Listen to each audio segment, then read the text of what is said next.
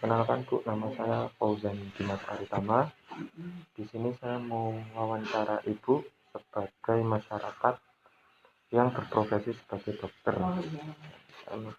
Sebelumnya nama Ibu siapa Bu? Ibu Sri Haryana. Iya, Dokter Sri gitu Dokter aja. Sri. Iya, yang gampang. Berprofesi sebagai dokter sudah berapa lama Bu? Dokter itu udah lama saya.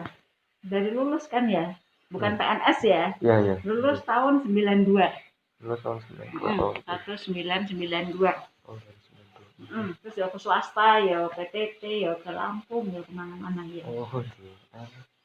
Bu, saya mau bertanya. Kan Iya. Ibu ini bekerja Di RSUD Sukoharjo. RSUD Sukoharjo. Iya. Itu kegiatannya saat ini di sana bagaimana Bu? Maksudnya Ibu sebagai dokter di sana itu sebagai dokter umum di hemodialisa.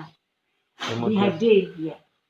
itu Di menangani apa? instalasi HD. Oh, instalasi. Instalasi HD hemodialisa itu cuci darah. Jadi Oh. orang-orang yang gagal ginjal itu kan cuci darah ya. Nah itu ya. Saya yang nungguin kalau ada apa-apa gitu ya. Ini Bu, saya mau tanya terkait dengan COVID ini. Iya. Apa Ibu juga berperan di RSUD Sukoharjo itu?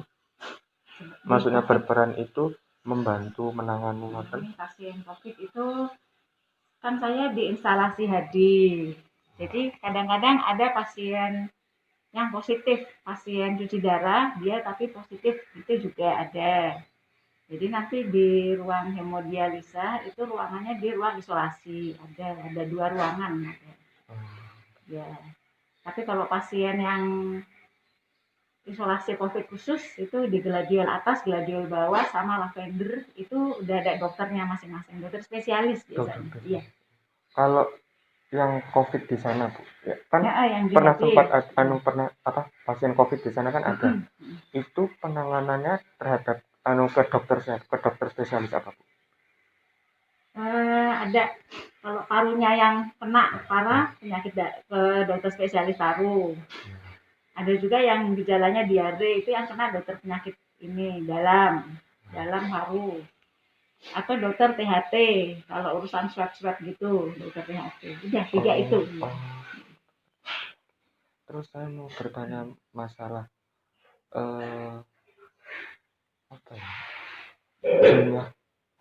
jumlah pasien COVID yang ada di RSUD apa makin hari apa makin meningkat atau makin menurun atau stagnan Bu?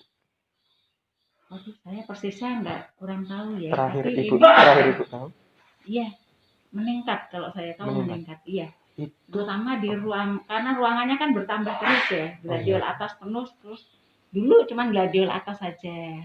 Terus tambah buka lagi gladiol bawah. Gladiol bawah masih kurang, sekarang lavender. Lantai 3, 4 itu khusus gedung paru-paru. Sekarang dipakai untuk isolasi COVID. Iya. Nambah terus berarti. Nambah terus. Yang isolasi. Itu kalau boleh tahu Bu, saat Ibu menangani hal tersebut, pasien yang paling banyak itu rata-rata di usia berapa Bu? Saya malah nggak ngerti kalau usianya. Usia. Tapi kisaran remaja atau sudah dewasa atau mohon maaf lansia nonton?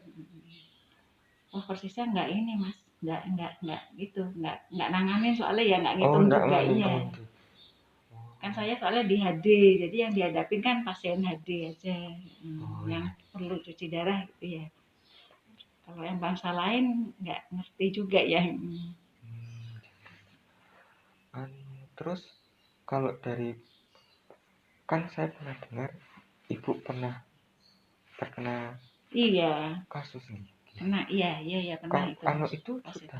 Positif, sampun positif. Positif, swabnya positif, iya. Itu mohon maaf Bu, itu kena di bagian mana Bu? Kan tadi ada yang kena paru-paru, masuknya OTG. OTG itu bagian orang tanpa gejala. Jadi semua masih bagus semua, alhamdulillah daya tahan tubuh kuat gitu ya. Daya tahan tubuh kuat. Terus itu ada yang dokter yang positif itu, ada dari dokter gede itu Opsgin itu positif. Nah kalau satu instansi itu ada yang positif dokternya berarti bertahap semuanya kan harus di swab ya. Oh iya, iya. Bertahap dokter-dokternya dulu di swab, terus ternyata saya juga kebagian positif juga ya. Oh, Karena ada tracing itu loh. Di tracing tracing itu kayak gimana Bu? tracing itu jadi misalnya satu rumah, Ya, terus satu. saya positif itu ya. Oke. Jadi yang tracing yang dites itu berarti kan suami anak di tracing. Ya. Terus yang kontak erat misalnya temen deket yang sering kontak itu kena tracing juga. Di tracing itu dites gitu. Oh, Di penjaringan yang lain-lain. Karena menurut teori statistik itu setiap ada satu yang positif itu sebenarnya di situ ada 5 orang di sekitarnya yang positif. oh, Nah, menurut statistik teorinya katanya gitu ya. oh. Terus Bu, Ibu melakukan penanganannya untuk melakukan isolasi diri, Saya self isolasi mandiri. mandiri di rumah aja. Isolasi mandiri. Kan rumahnya bisa di sini kamar sendiri ada ya. Oh, itu Tapi selama kalau berapa hari? selama 2 minggu. Oh, 2 minggu. Iya. Setelah 2 minggu. Penanganannya setelah kan itu, mohon maaf ya, kena Iya. COVID itu, Iya. setelah mengetahui, setelah swab Swab hasil kan positif. hasilnya positif, itu Sore penanganannya besoknya bagaimana? besok langsung isolasi mandiri. Terus kebetulan segrup saya yang positif itu 9 orang. Perawat 5, dokternya 4. Oh, Itu langsung besok ngumpul di rumah sakit, di ronsen sama cek lab. Terus dikasih obat ya, vitamin-vitamin gitulah. Ya, terus boleh milih mau isolasi rumah sakit atau di rumah. Saya kan kalau di rumah sakit malah nggak tenang ya, malah enak di rumah sendiri. Iya. Oh, berarti dari pihak Isolasi di rumah aja. Iya. Ibu waktu ngecekin swab testnya itu di mana Iya. Bu? Di rumah sakit. Di rumah sakit. Lah itu setelah positif itu kan berarti ada kayak apa ya? Kayak mau isolasi mandiri atau Iya. isolasi di Di rumah rumah sakit. sakit karena kan itu Itu apa apa ada? namanya anggota rumah sakit ya. Itu apa ada kayak misalkan kalau mau isolasi mandiri Iya. syaratnya seperti ini. Kalau isolasi rumah sakit syaratnya seperti ini. Apa ada syarat-syarat seperti itu, Bu? Ada. Yang penting itu harus punya kamar sendiri. Jangan kan kalau pegawai negeri ya namanya ya itu kan rumahnya kan kecil-kecil ya. Tipe ini ya. Kalau kira-kira di rumahnya itu ada orang tua, ada balita, terus kamar mandi campur, kamarnya juga nggak bisa isolasi mandiri gitu ya, itu ya kita ke rumah COVID biasanya, rumah COVID yang di Mandan itu ya. Oh, Mandan gitu. Cuman ini karena pegawai rumah sakit, jadi dikasih ruangan khusus pegawai rumah sakit, ya. Jadi bukan untuk umum sebenarnya ya. Yang untuk yang ruangan itu yang sakit-sakit aja kalau yang di rumah sakit. Tapi kalau yang tanpa gejala itu yang rumah sehat itu ya, yang di Mandan itu ya. Kalau rumah tidak memungkinkan. Ya. Pasien yang kena kasus positif itu kan tadi Ibu bilang ada yang OTG ya, orang tanpa gejala Yeah. itu. Itu biasanya mayoritas itu pasiennya itu di rentan usia berapa Bu? Apa lansia, remaja? Tanpa gejala. Oh, yang rentan-rentan. Kalau dulu katanya yang ada komorbid. Lansia, komorbid. Komorbid itu penyakit penyerta gitu ya. Kayak jantung, paru, DM, kencing manis, diabetes mellitus, kegemukan. Tapi sekarang setelah berjalan gini nyatanya nggak hanya yang komorbid aja. Yang sehat umur 40-an juga banyak yang kena juga itu Mas kayaknya. Iya. Oh, berarti apa? Risikonya daya tahan tubuh lemah gitu ya. Itu aja yang kena. Iya. Tapi yang komorbid harus lebih hati-hati. Tapi memang paling banyak dari yang komorbid apa yang dari OTG itu? Orang tanpa. Yang komorbid itu biasanya kan dia kondisinya sudah lemah ya, yang kencing manis, paru. Jadi ketambahan virus itu tambah lemah lagi. Tambah lemah lagi ya. Yang ada komorbid. Terus setelah penanggulangannya Ibu sendiri untuk menanggulangi biar mohon maaf tidak tertular lagi atau itu bagaimana Bu kalau dari Ibu sendiri? Jadi sekarang itu khususnya kalau saya berarti kan pergaulannya kan di kantor, di rumah yang sering ya. Iya. Kalau arisan segala macam olahraga, senam itu semua udah stop semua di sini kan, nggak ada arisan, nggak ada dawis, nggak ada gitu ya. Oh iya. Cuman setor-setor aja.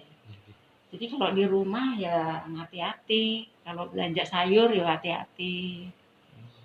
Pagi atau terakhir gitu. Kalau libur saya milih sepi gitu. Kalau udah sepi baru belanja. Oh. Pakai masker jangan lupa.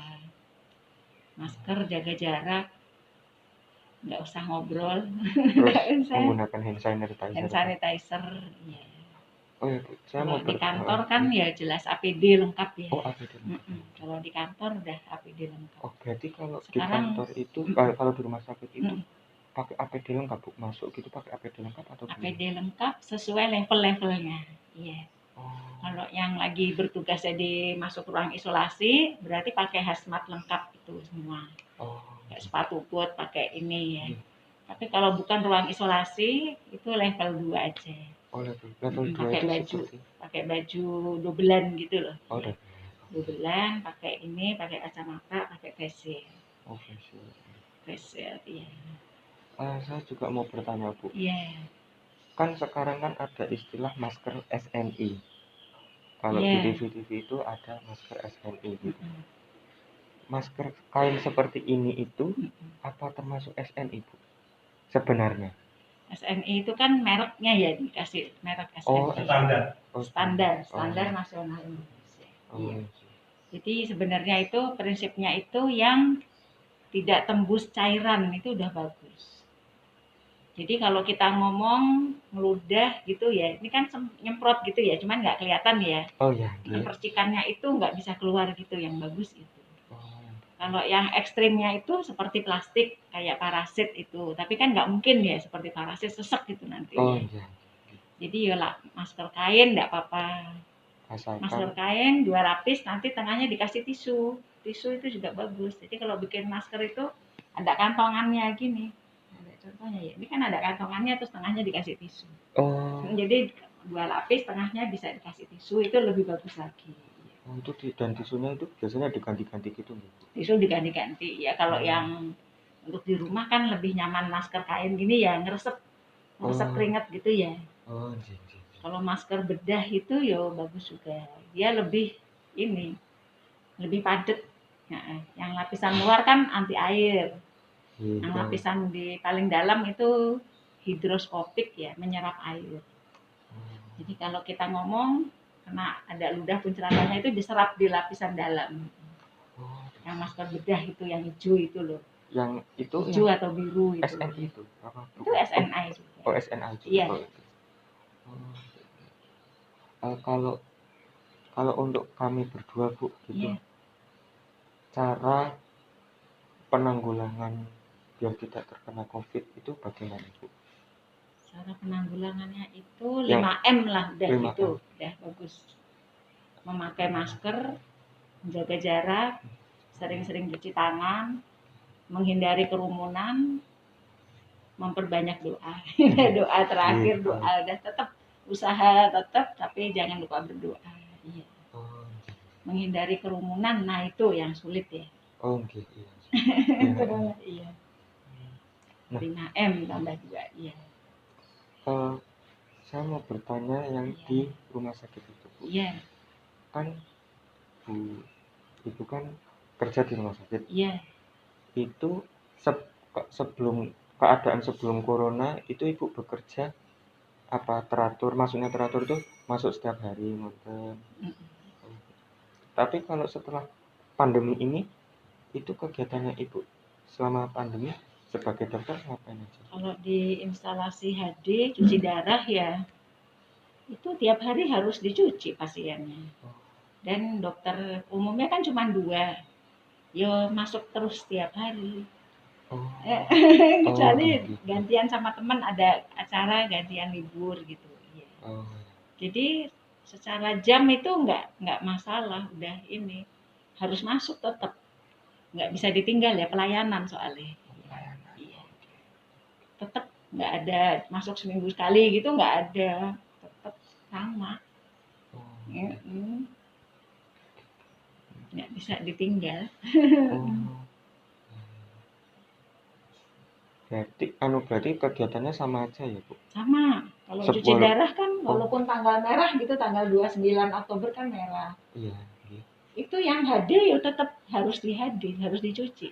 Jadwal HD ada yang seminggu sekali, ada yang seminggu 2 kali. Yang ekstrimnya itu kalau pas Idul Adha kemarin kan hari Jumat ya, Iya, misalnya ya Idul iya. Adha Jumat. Jumat kan pada kalau pagi pada pengen sholat Jumat. Oh iya. Jadi akhirnya mundur paling. Jadi yang HD harusnya Jumat libur, itu mundur hari Sabtu. Nanti yang HD hari Sabtu mundur hari Minggu. Jadi Minggu biasanya libur dipakai kerja. Iya, kalau yang hari raya gitu. Tapi kalau yang libur-libur cuma Maulid Nabi gitu-gitu, kalau HD tetap buka terus. Oh, berarti masuk seperti Buka biasa lagi. terus. Nanti kalau Lebaran liburnya 2 hari, paling-paling 2 hari itu aja udah. 2 hari setelah itu masuk seperti biasa Iya, lagi. nanti 2 hari. Kalau pas itu hari Minggu masih mending ya, cuma yang dipikir sehari. Kalau 2 hari itu pas hari HD, akhirnya nanti yang hari pertama itu dinaikkan ke atas. Jadi kalau hadis biasalah 2 shift dijadikan 3 shift. 3 shift Oh, itu berarti kalau HD-nya harusnya 4 jam, dia jadi masing-masing pasien cuma di HD 3 jam gitu.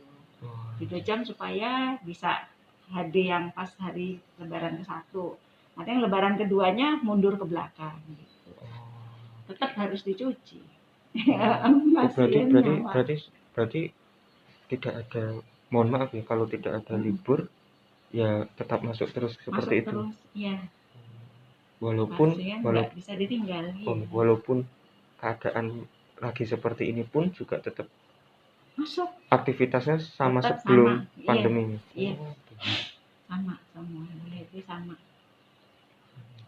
Nggak ini. Kalau guru-guru kan bisa work at home. ya betul. Nah, kalau dokter work at home bingung nanti. Iya, nggak Iya. bisa mau ngapain ya. Perawat-perawat yang HD juga kan harus dicuci, harus ditusuk, iya harus dicuci. Nggak bisa work at home. Nah, sekolah-sekolah bisa ya belajar di rumah online. Wah, kalau dokter bisa work at home ya gimana ya? Eh, mungkin itu dulu Bu yang saya. Iya, Terus iya, terima kasih atas informasinya. iya, iya. Wassalamualaikum warahmatullahi wabarakatuh. Iya, iya, iya. Sama-sama. Terima kasih.